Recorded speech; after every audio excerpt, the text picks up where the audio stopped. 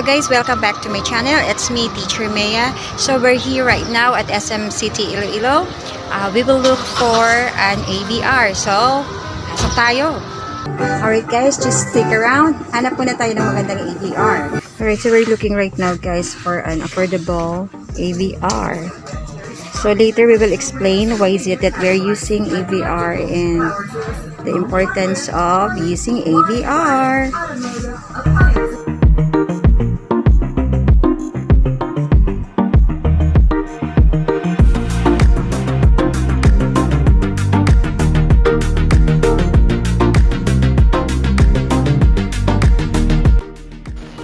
So after thorough interrogations, we have decided to buy this AVR. Pasensya guys if we're speaking German. Ilonggo pala.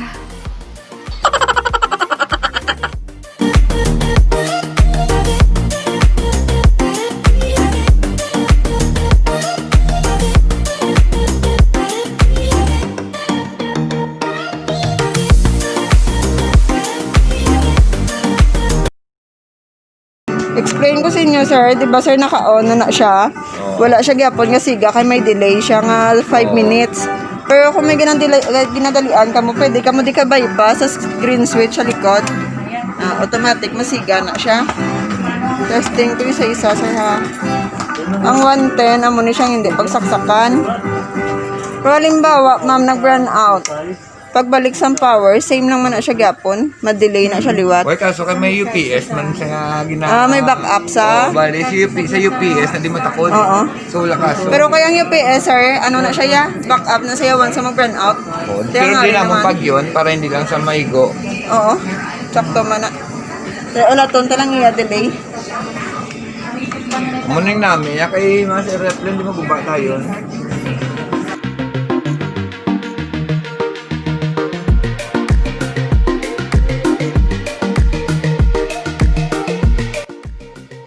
Anong purpose ng delay miss? Para ma-regulate niya ang imong voltahe antes siya isulod sa appliance Ang mo. wala na lang stable na sabla. Halimbawa 180 na i-regulate yan ako kagto sa 220 kaya kita dito 20 gina siya. Gadjas, nasaga mo. Gahunin, tadiyan miss, no? Oo, sir, kung fluctuated ka mo to, nagawin na siya. Tapos ang iyan nga meter o gadlagan ni sa lama mo na kasi wala matingala ka mo. Once maggunin ng servo, hindi na mayang kurente.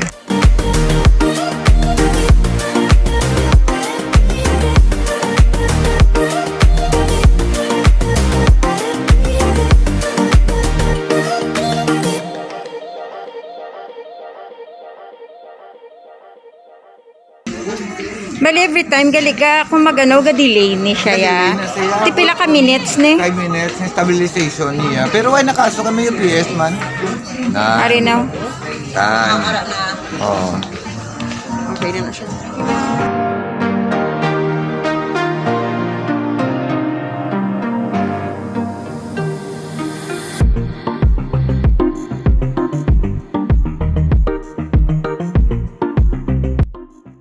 Patandog sa iban. Ha.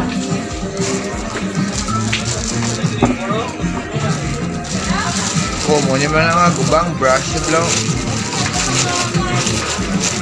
Ang carbon niya. Ang umala na kay gakapod-pod kung ga-fluctuate siya. Sige, fluctuate.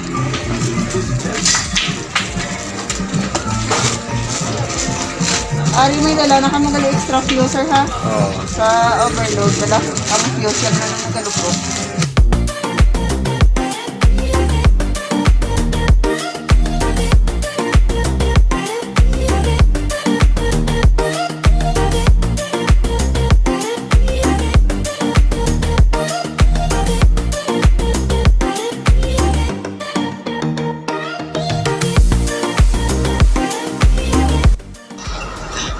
As you can hear the sound in the background that there is someone sewing.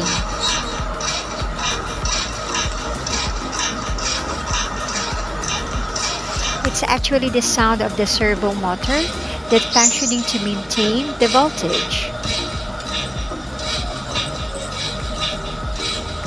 So this is the advantage of using a servo motored AVR.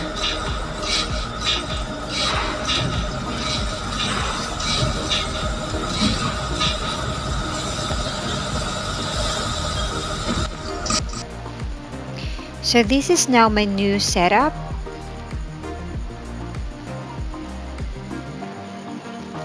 My new AVR. This is the UPS plug.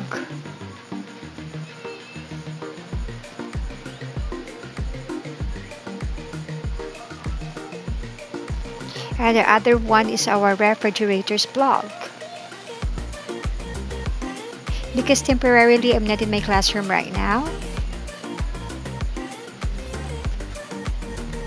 My classroom is over there and some electrical wirings needs to be fixed.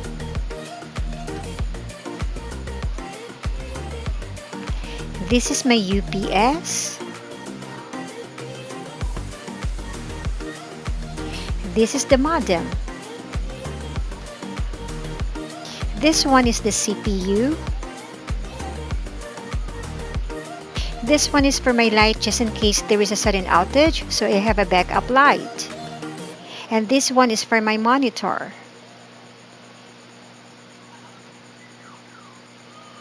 This UPS is attached to the battery. Please click on the link above or on the description below on how to set up UPS and car battery as a power backup.